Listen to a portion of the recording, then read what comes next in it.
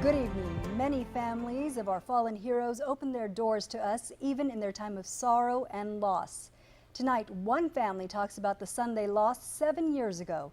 In telling his story, we remember all the men and women who've defended our country. Oscar Adame has their story. I'm still in love with him, right? And because he's my precious son. This is at the Veterans Wall there in Recount, where they have his picture on there. In 2010, Lance Corporal Derek Hernandez, son of Virginia Reina and Israel Hernandez of Edinburgh, died while serving in Afghanistan. They recently sat down with us and they shared their memories of their son. He was my biggest baby. Out of all my 3 children, he was my biggest. He was a normal kid. I mean, lovable. He was very to himself, but a lot of times when he was around family and friends, he was something else. He loved being a clown around everybody else. He liked being out there playing football, baseball with his friends there in the neighborhood. He also liked playing with pets. We had a dog named Peanut. Oh, he had him so spoiled. But he loved being with him, and he had this squeezable toy that up to this day I still have up there in the attic. He was very competitive. He liked sports. Then in high school, he made it with the Bobcats. So we're very proud of him. He was a good player. One day to another, he just comes to me and tells me, Mom, I'm gonna join the Marines.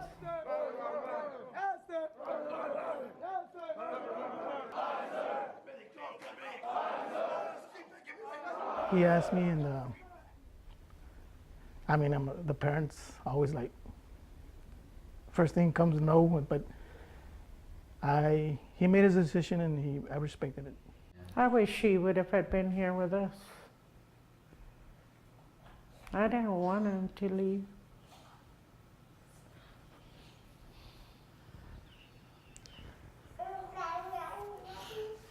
Fear tries to kick in, but we have faith and we prayed and believed that he was going to be okay and we're going to see him again.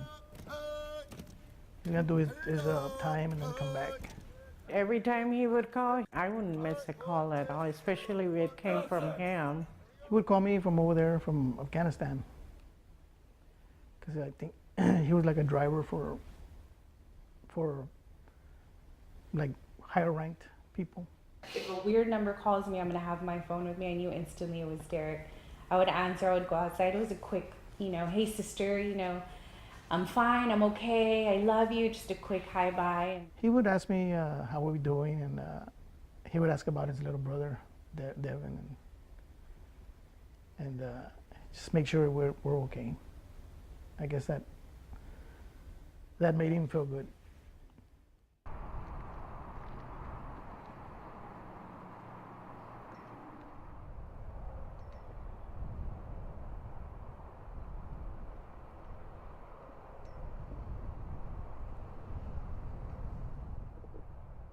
We got up and we were going to go to church. Sunday I was at home, and I had already planned this out when my last day of work, Saturday. I said, I'm gonna get up in the morning, pick myself up breakfast, because Derek lived with me. I said, I'm gonna pick me up breakfast, pick up the paper, buy the paper, and I'm just gonna be home all day. For some reason, I don't know what happened, we didn't go to church.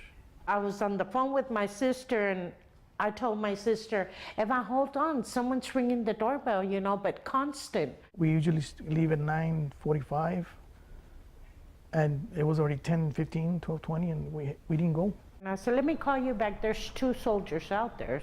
10:30, they came and knocked at the door. I opened the door, and they said, Virginia Reina, and I go, yes, sir.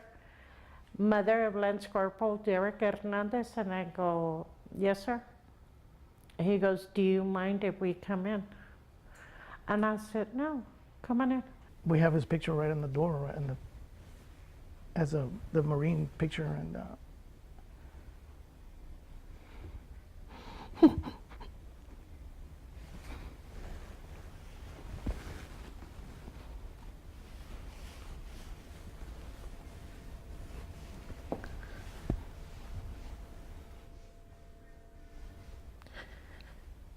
that's when they started telling me that Derek was in an accident, a rollover accident in Afghanistan, and there was 5 of them.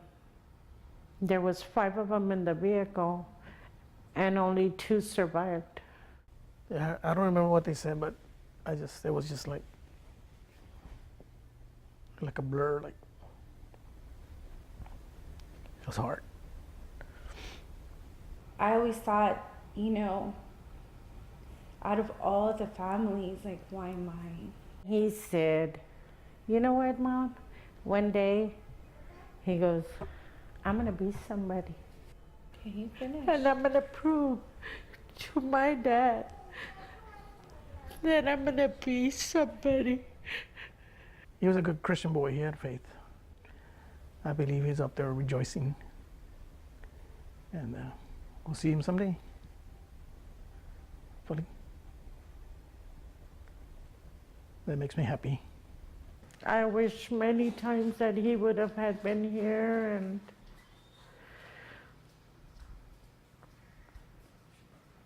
I don't know, close to me. Because he was so close to me, he was my baby.